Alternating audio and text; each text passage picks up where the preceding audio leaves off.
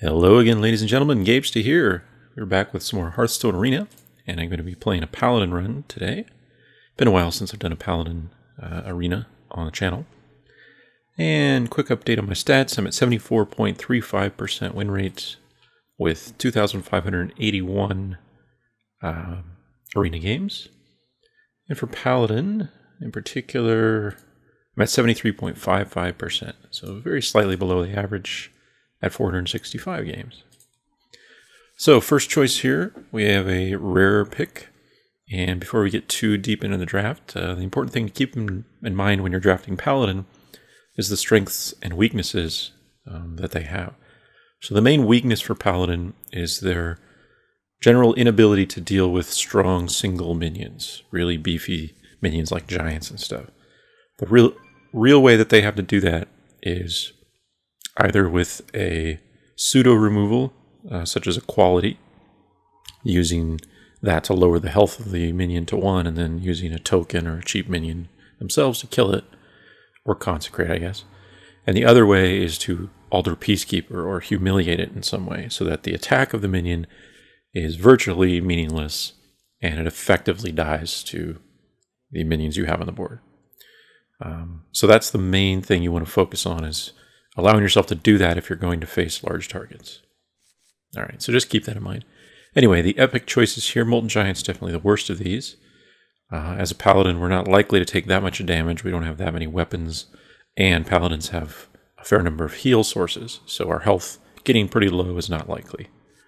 Lay on Hands is really effective for card draw, and it also adds some heal, but the main problem is that in Arena, in particular, this is pretty much your entire turn when you play it, and that means you lose a significant amount of tempo to gain back some card advantage.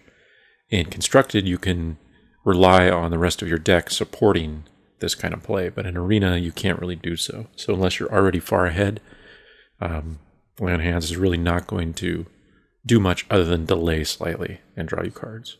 So Sea Giant's the winner here, I think. He's almost always the best giant in arenas. You can play him fairly inexpensively for an 8/8. Really powerful. Alright, Eye for an Eye is probably the worst secret in the game, so skip that. Tarn Warrior has pretty weak stats, 4 to 3 mana drop, so I like to avoid him. So I'm going to go Blessing and Wisdom.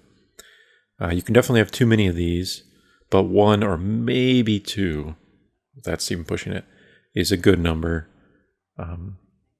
You just have to be careful that they're not dead cards in your hand. Don't be afraid to put them on a minion that you're attacking with, even if that minion's going to die, just to cycle the card out and put something else in your hand that might be useful.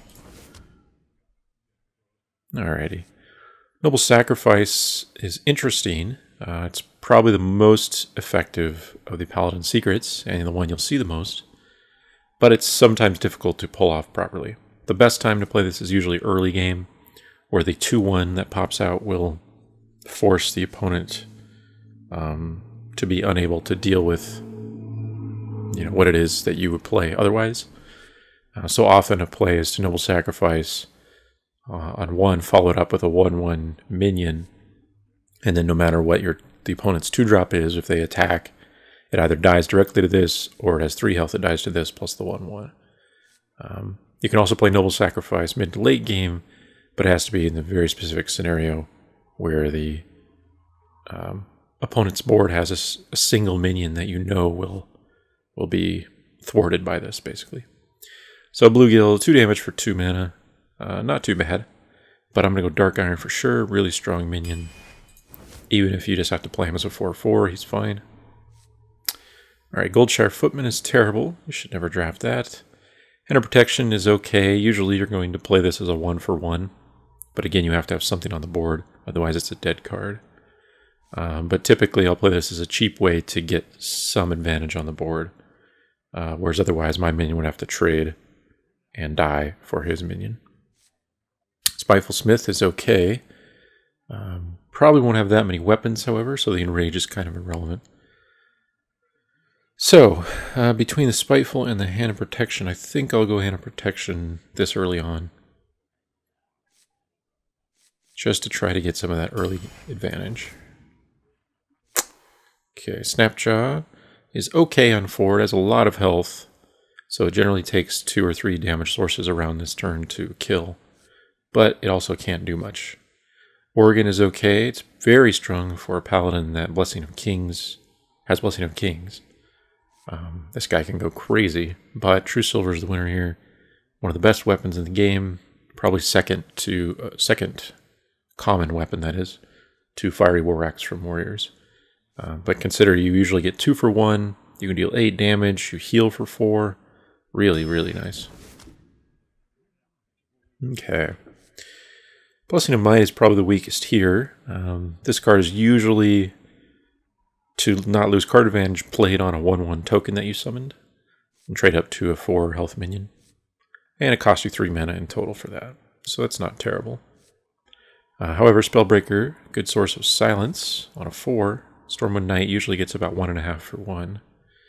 So I think I will go Spellbreaker or Stormwind here, because having a silence is pretty nice, especially if you're trying to finish the opponent or you're up against a priest with a lot of buffs, stuff like that. Ugh, alright. Well, we saw both these up against one another before, and then we have a Blessing of Might.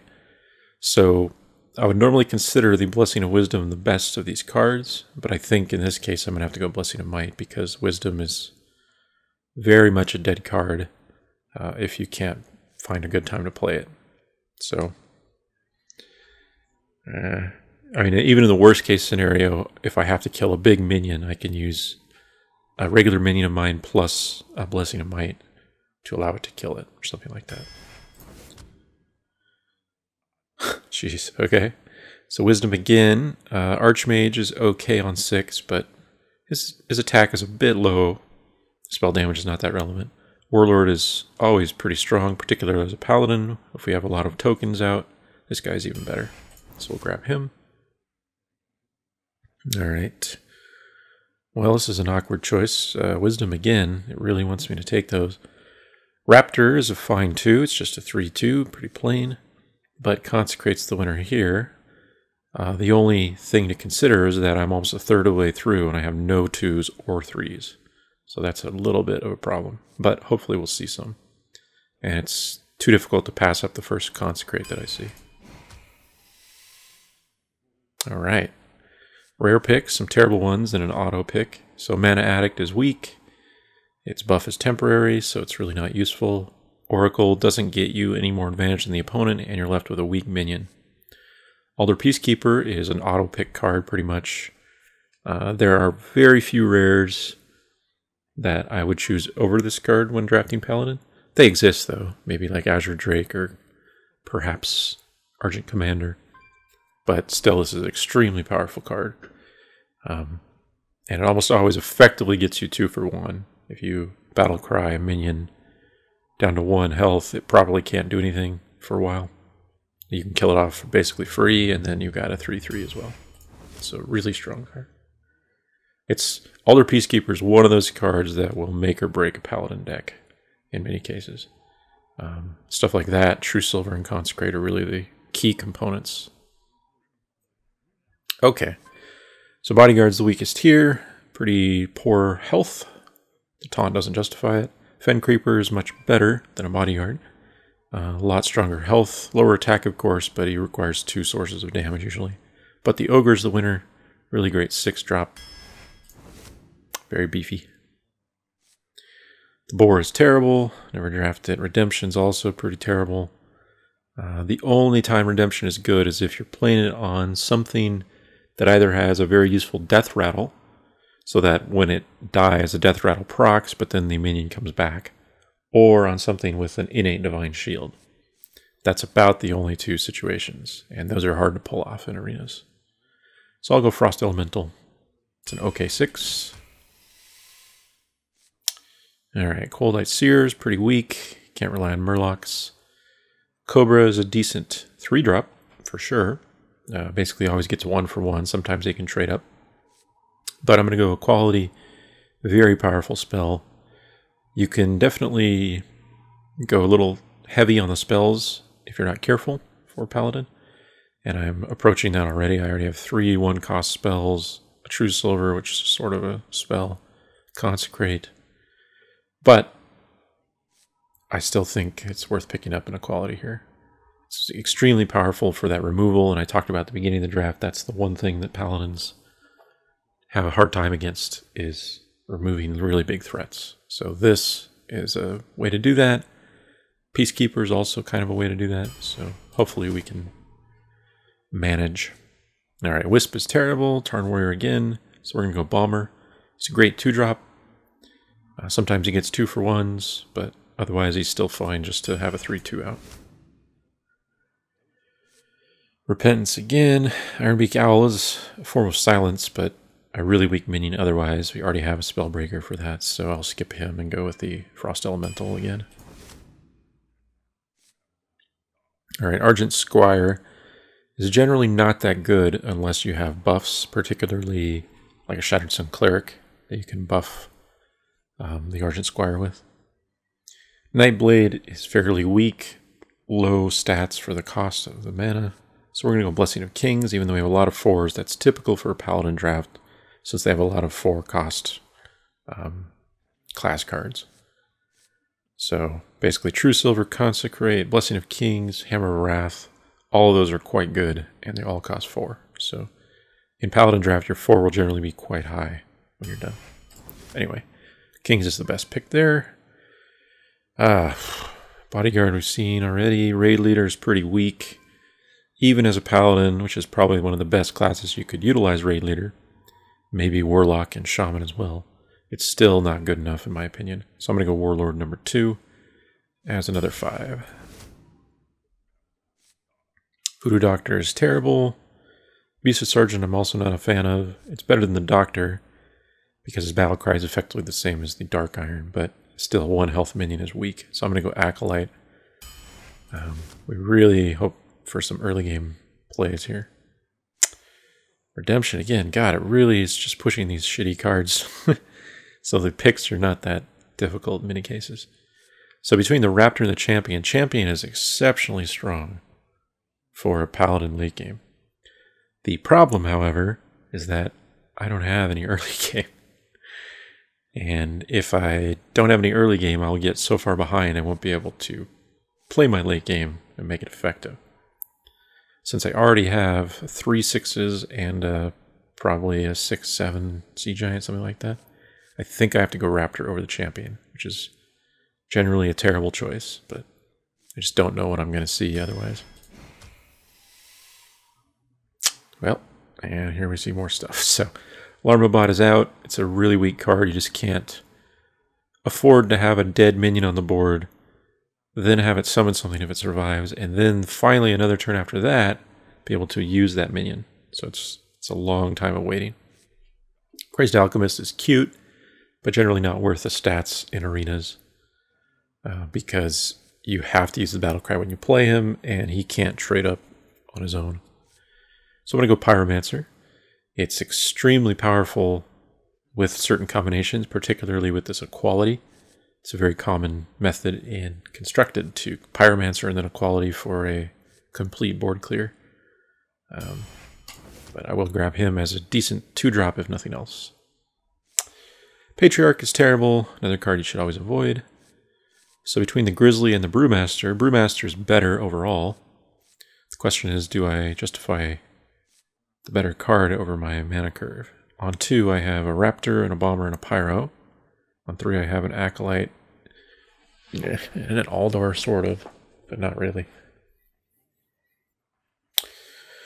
Let's see, how many things would I want to youthful is the question. Peacekeeper would be great. Dark Iron is okay. Spellbreaker is okay. Frost Elemental would be okay. So I do think I go Brewmaster here.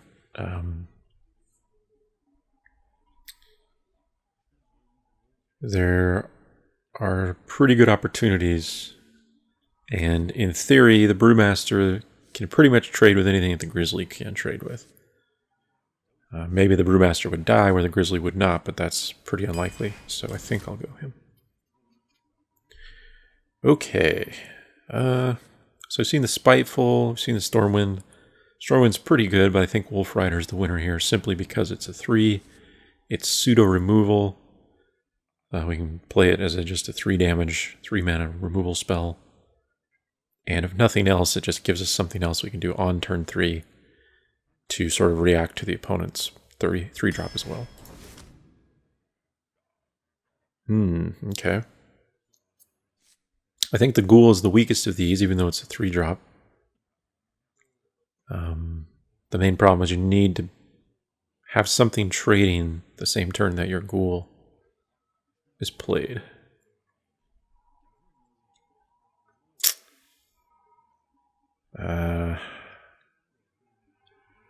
So I think I go champion here.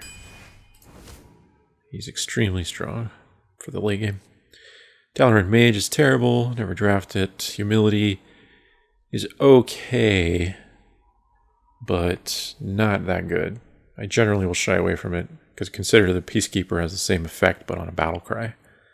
So you get a 3/3 out of this, whereas this is just a one-off ability. Of course, the Alder is rare because of that, but you really have to be able to clean up the minion that you humiliate without losing anything for this to be worthwhile, usually. So Protector is the clear winner here. Really strong if you can use them in combination with other early game minions, and we have a fair number of 2s now. Awesome. Some really good minions here, which we could use all of them. So I think Venture Co is actually the worst here, primarily because my deck is not that much early game, so most of my minions in the mid game when I can play this will cost around the same mana, and plus the 3 from Venture Co means I won't be able to play much. So between one of the 4s here, Yeti is generally just better than the Shield Master, unless you desperately need the taunt, but I'm going to go with Yeti. Alright, well, Shield Bearer is terrible, Eye for an Eye is terrible, so Warlord number 3, which is unfortunate because sometimes you can have an issue where you can't play the Warlord for anything other than a 4/4. It's not the worst case, but it's still fairly weak. Jeez, we're seeing a lot of duplicates. So in this case, I think Wolf Rider beats out these 2 just for the curve. Again, our 3s are sort of sparse. And our late game is pretty heavy already, so I can't really justify another elemental. Wow, another one. Wolf Riders everywhere. Okay.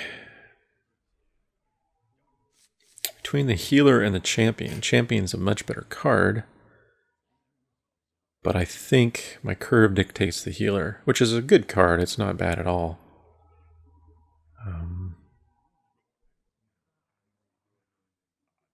I just don't think I'll be able to get enough early game to mid game advantage if I have too much late game. Although,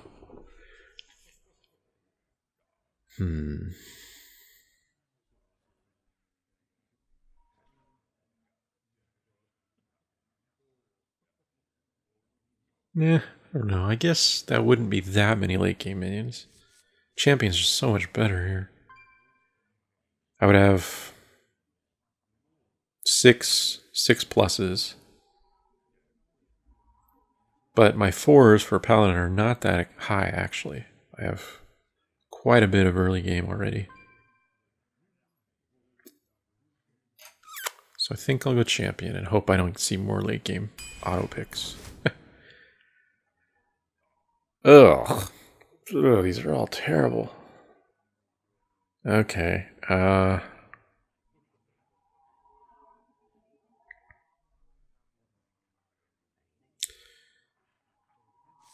Farseer just doesn't have the stats to justify it. The only thing it's really good with is Blessing of Wisdom to draw twice, or being buffed by Blessing of Kings. That's about it.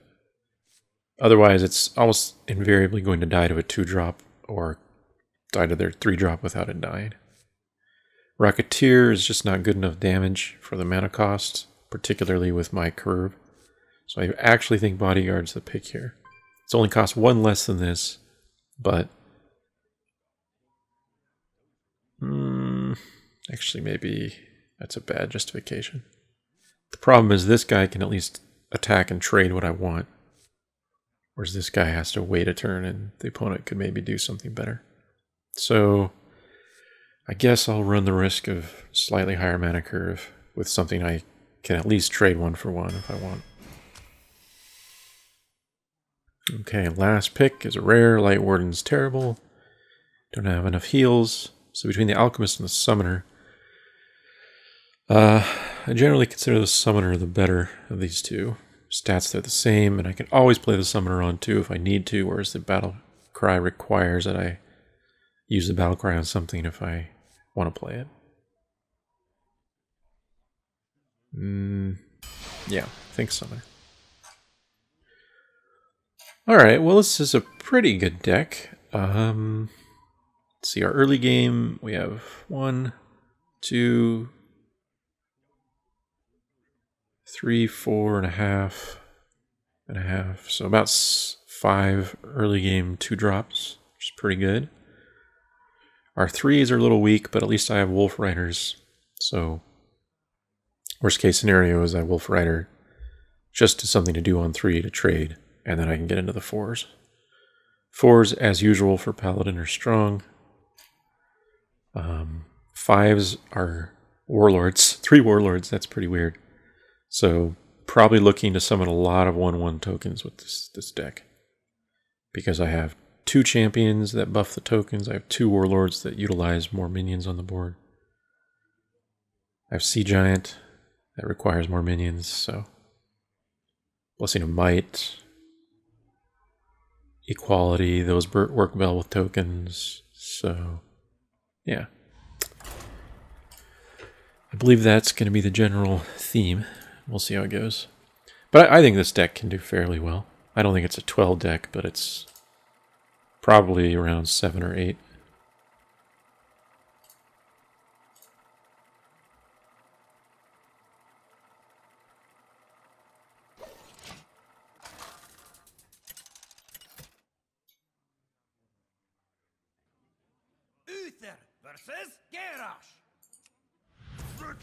Okay, game 1 against a warrior.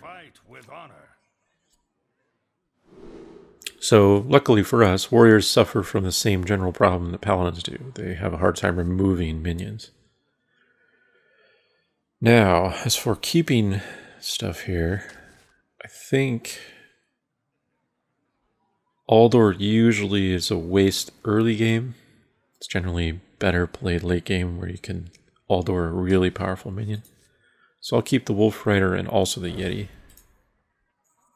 Obviously I'd like to draw into a 2, but I do have the coin, so I can always coin a Wolf Rider now. On 2. Or just play a 1/1. Alright, there's a Brewmaster.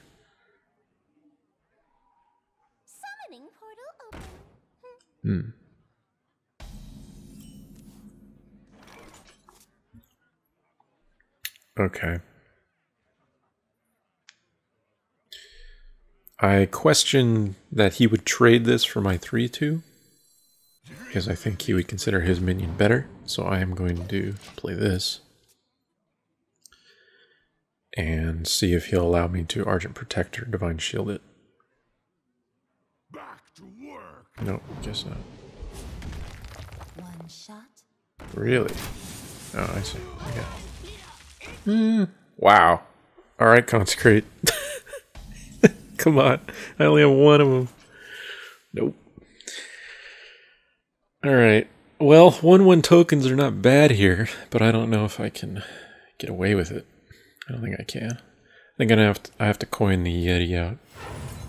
5 health is pretty significant against this board. But my god, that guy would have just walked into a ridiculous Consecrate if I had it.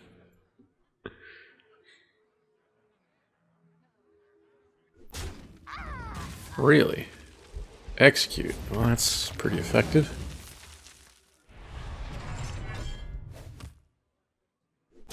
He's played most of his cards, though.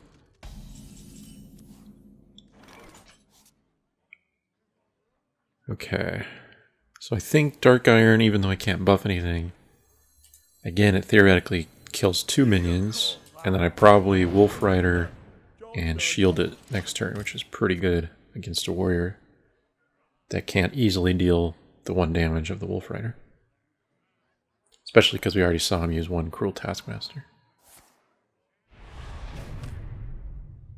See if he double trades again. Wow. Alright, this is pretty good for me. I'm taking a fair bit of damage, but he's losing a lot of card advantage. Bomber's tempting, but hitting that twice is pretty unlikely, so I think the best play is the original plan.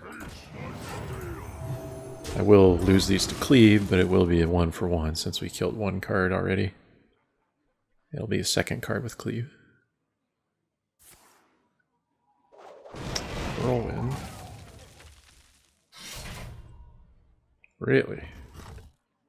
Alright, well he's just gonna go for my face.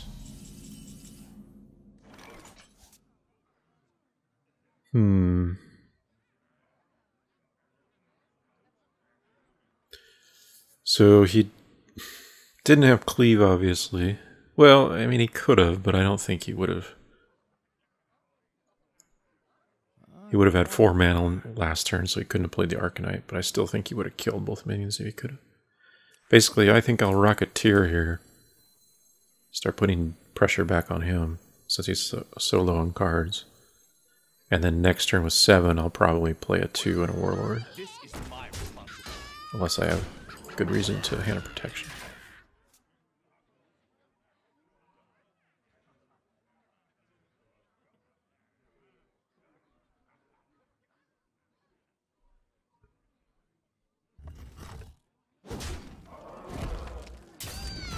Alright, I'll take that.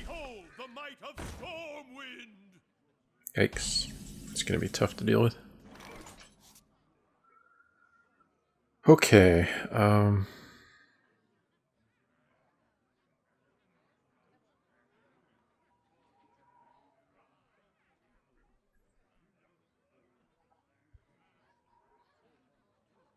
let me think.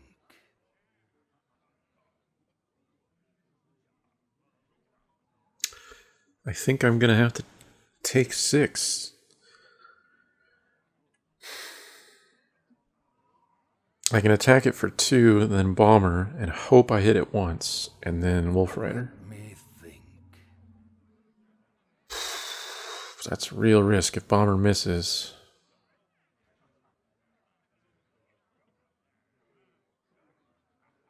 This is my I think I have to try it though. I can't afford to take 6 if he has another Arcanite or something.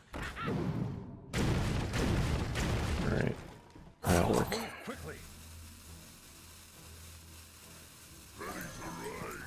So in this case, I will Hand of Protection this, just to maintain more on the board.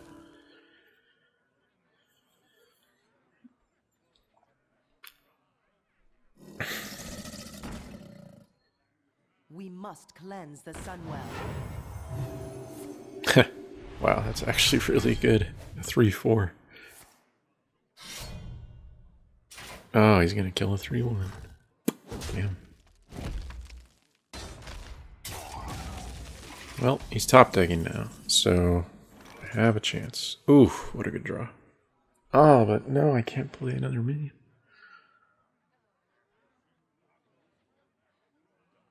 Alright, I think I'm going to have to let this hit me for 3, so I can get a Frostwolf out. Kill that.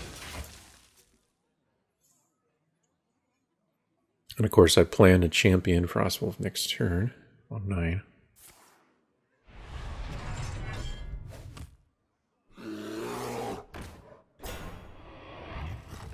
Okay. That's pretty good for me.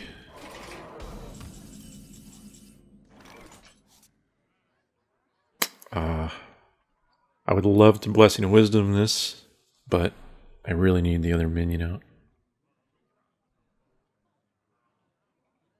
And if I did this, I would only be able to summon a 1/1 and champion. So I think having a 5/5 is better here.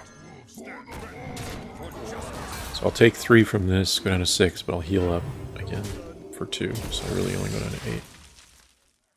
And 8 is a good enough number against a top decking warrior. Warriors Like, the best thing he can really draw is like an Arcanite Reaper and just hit me in the face.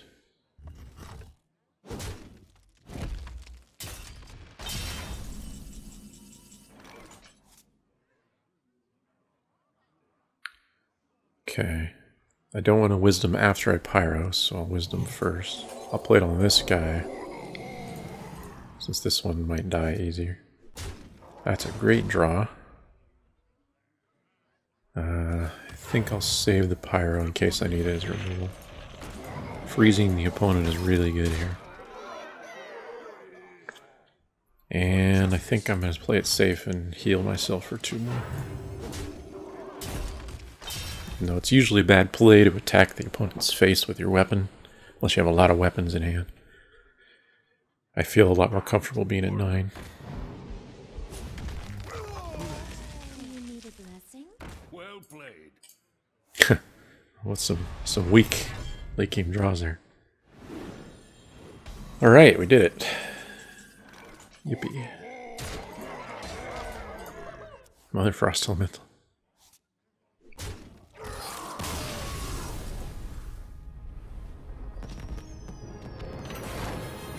There was the Consecrate. So, yeah, that guy, I mean, his deck maybe was not the best quality, I would say. But he also made some questionable decisions that could have cost him dearly. They ended up being okay at the time just because I didn't have the right response. But like that early board that he did with 4 minions that would die to Consecrate on my 3rd turn with a coin. That's ridiculous. But yeah, it turned out okay. He got me fairly low. But then he ran out of steam